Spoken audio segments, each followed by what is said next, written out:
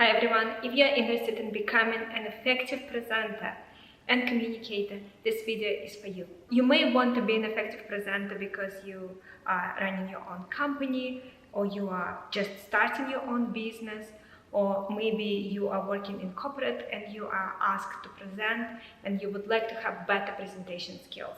So let me share with you what worked for me when I was starting out, and I'm sure those tips will help you. So when I was starting out my career in business, my first real good business job was in management consulting. And shortly after I joined, without any prior experience of presenting, I was asked to present at a very important meeting. And it was incredibly terrifying, and it was presenting to a very important client. And the reason I was asked to present, which was very unusual because I was a very junior person on the team, was because the project was for a client who was considering to enter Russian market, and I was the only Russian speaking person on the team. So I was considered to be a good person to present. So I never had any prior experience of presenting in business settings, and it was incredibly terrifying. So I had about 2 weeks until my presentation, and I had to take myself from not being able to present at all to being an effective presenter. So here are the 4 steps that I figured out with trial and error, and that worked for me and helped me become much better at presenting, successfully delivering that presentation, and being asked to present many times afterwards. So number 1, the first step was to figure out what I was going to say. I actually structured in a Word document everything I was going to say. I had structure for the presentation, and then I had bullet points, and for each bullet point I had keywords that I had to cover in that bullet point. So I specifically did not written down the entire script, because firstly, you cannot memorize the entire script. You have to have incredible memory to be able to do it. And secondly, a memorized script not going to sound good. You will sound like a robot. You will not be able to connect with your audience. So it was important to still speak genuinely from my head at that point in time, but know what I was going to say.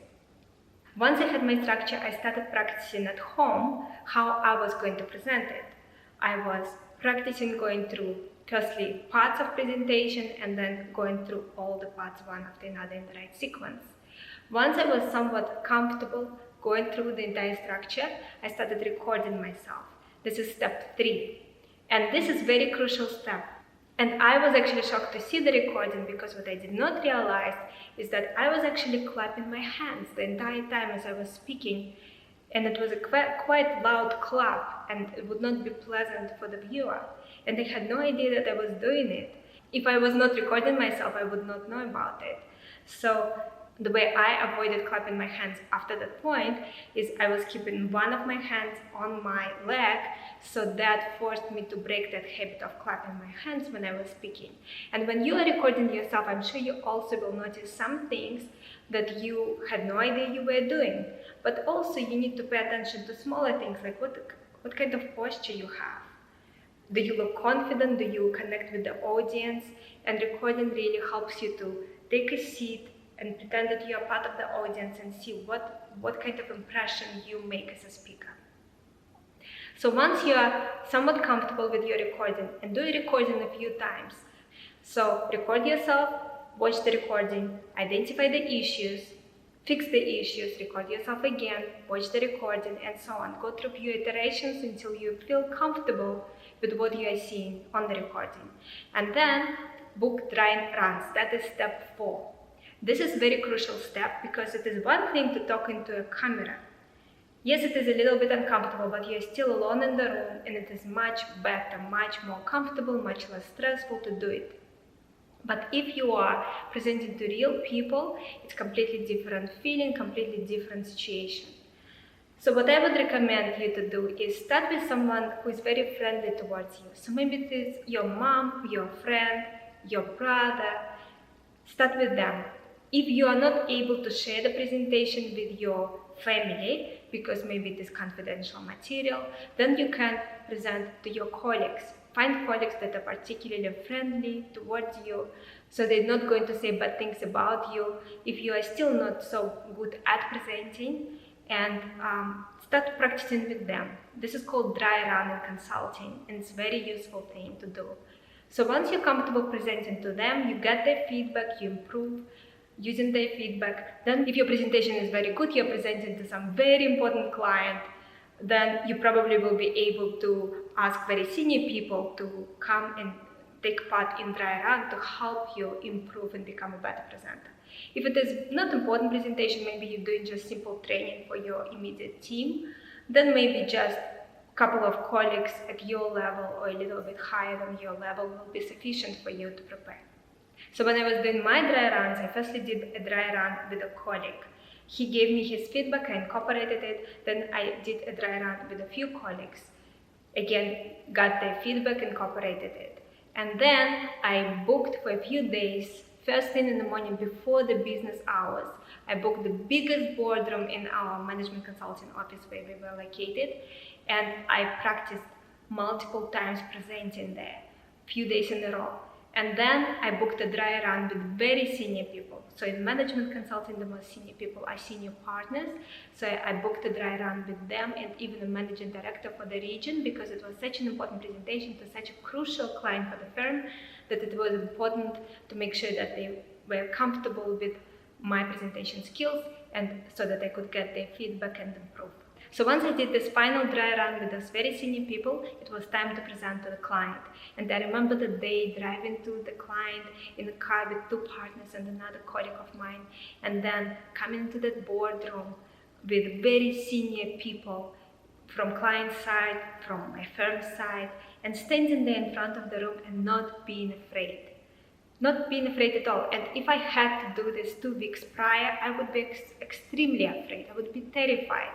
But because of all the practice, because of all the steps that I took, I was able to significantly improve and be 100% ready to present with confidence. And I remember when we entered the room, the mood within the room was not very nice. It felt like the executives from client side were not very friendly towards us, they didn't trust us, and they looked at us in an uneasy way. And what this client was considering is entering Russian insurance market with an offering targeted only towards women. And I remember when I just was taking my seat, one of the executives said, "But are you sure that we should even be considering it, given that Russian women probably will consider insurance too expensive?" And I remember at the time I had only one luxury brand item, and it was a bag. And I had that bag with me at the time. It was a tiny Burberry bag, very uncomfortable to use. And when the executive said that, I told him, "Have you seen my bag?" And everyone started laughing, and it broke the ice. It completely changed the mood. And then immediately after that, I started my presentation. It was completely different energy within the room. So try to use the beginning of your presentation to make sure that you start on the right foot, and that you start with the right energy in the room. Try to really connect with the audience.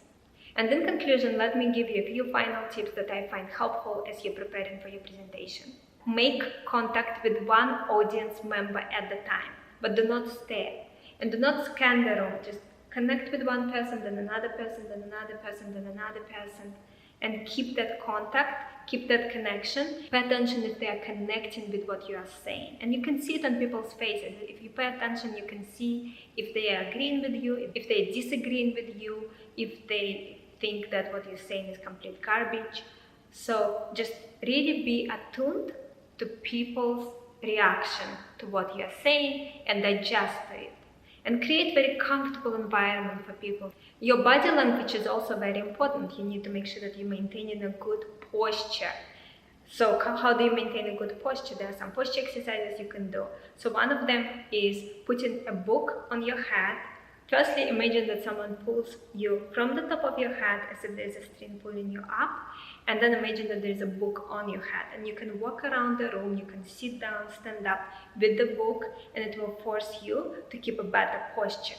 And the key about posture is to maintain and learn to have a good posture at all times, because during the presentation it's very hard to pay attention to something extra. So you need to try to maintain better posture all the time. So during the presentation, it's just a natural thing for you to have a good posture. And the thing you need to remember about confidence is that many people do not know how to recognize competence. So they use confidence as a kind of a signal whether someone is competent or not. So the more confident you are, not arrogant but confident, the more people will think that you are competent. Another important thing about body language is to not use parallel gestures. And this is actually something that not many people know about, but it's a big thing. So parallel gestures is when you're doing the same gesture with both hands. So for example, like this. So as you can see, it doesn't look very nice. It is much better if you use one hand at a time or do different things with both hands. Also, do not cross your arms like this. It will not make you look good, and you will look to your audience as someone who is defensive and not really open towards them, so it will not help you connect with the audience. And of course, don't look at your feet or your watch, and don't look too much at your screen. You also need to use your voice effectively. So how do you use your voice effectively? So one thing is you need to breathe with your stomach. How do you breathe with your stomach? It's something you learn, and something that is actually very easy to do and very easy to switch to breathing with your stomach. I remember when I was around 15 years old, I read somewhere in a book that this is something you should do.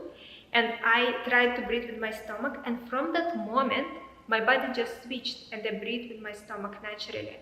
But if you need to train yourself, you put one hand on your stomach, one hand on your chest. You breathe in, your hand going out. You breathe out, your hand going in. And you need to make sure that your chest does not move as you're trying to breathe this way. Another important thing that not many people know about is you need to speak as your stomach is coming in. So the way I'm teaching myself to speak as my stomach is coming in is when I do voice exercises, which I do every morning for about 15 minutes, I try to make sure that as I sing my voice exercises, my stomach is actually coming in. Then I breathe again and I sing again. And the voice exercises are very simple. Things like mom, mom, mom, mom, mom, mom, mom. You also need to make sure that your voice is not monotone, and this is why I do the voice exercises. This is one of the reasons, because it trains your voice to not be monotone. So what is monotone? It is when you speak using the same note all the time. It is like a robot, basically. You need to have a melody, almost like a song. As you speak, it's almost like a song. Your voice going up and down and so on.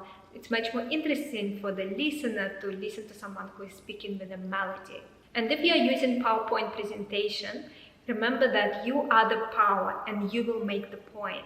So make sure that your slides are there just supporting your presentation. You're not relying on them.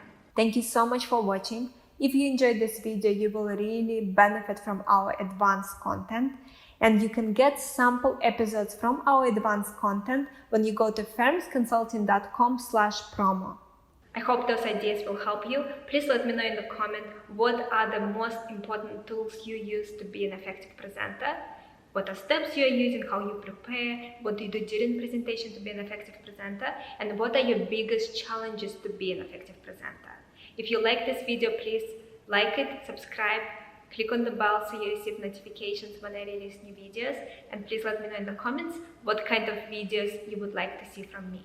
Thank you so much for watching, and I'm looking forward to see you next time.